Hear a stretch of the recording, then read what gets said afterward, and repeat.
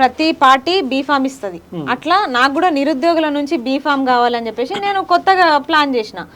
నిరుద్యోగుల నుంచి బీఫామ్ ఇస్తున్నట్టు ఒక లెటర్ రాసి మీరందరూ సంతకాలు చేసి ఇవ్వండి అంటే చాలా మంది నిరుద్యోగులు కూడా ఇచ్చేసి వాళ్ళు ఇచ్చిర్రు. అందరినీ ఇన్వైట్ చేసినాం ఆ రోజు ఇన్వైట్ చేస్తే దానికంటే ముందు రోజు మళ్ళీ సేమ్ టైం మళ్ళీ 12-12:30 ఆ టైంకి మళ్ళీ తాగేసి ఫోన్ చేసి వాళ్ళు నాకు దగ్గర ఉండే వాళ్ళే, మళ్ళీ దూరం కూడా కాదు వాళ్ళే ఫోన్ చేసి రేపు నీ మీద పెద్ద నింద రాబోతుంది, నేను మొత్తం ఇది చేస్తాం అది చేస్తాం అంటే నాకు అర్థం కాలే. నేను కూడా అమ్మాయినే, నాకు ఉంటది కదా భయం, ఏంది వీళ్ళు నన్ను సాటి నిరుద్యోగులే నన్ను అర్థం చేసుకోకపోతే ఎట్లా, వీళ్ళ కోసమే కదా నిలబడుతున్నది, లేకపోతే నేనున్న లైఫ్కి నాకు అవసరం ఏముంది, ఇంకో సంవత్సరం కూర్చొని చదువుకుంటాను, నేను అప్పో సప్పో చేసి చదువుకుంటా, వీళ్ళ కోసం ఇన్ని ఉద్యమాలు చేసి ఇంత డేట్ చేస్తుంటే వీళ్ళే నన్ను ఇట్లా భయపెడుతురేంది అని చెప్పేసి నేను ఫీల్ అయినా కొంచెం.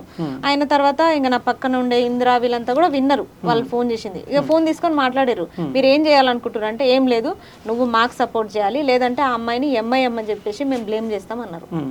ఎంఐఎం చెప్పి బ్లేమ్ చేస్తాం అన్నారు. అంటే సరే చేయండి, మీరు ఏం చేస్తారో చేయండి, మీరు ఏం చేసినా ఆ అమ్మాయి వెనకాల మొత్తం నిరుద్యోగులం ఉన్నాము, మీ 10 మందితోనో అయ్యేది ఏం కాదు, మీరు చేయండి అని చెప్పేసి చెప్పేసినాం ఇక క్లియర్ గా. అట్లా కూడా భయపెట్టిరు అన్నట్టు.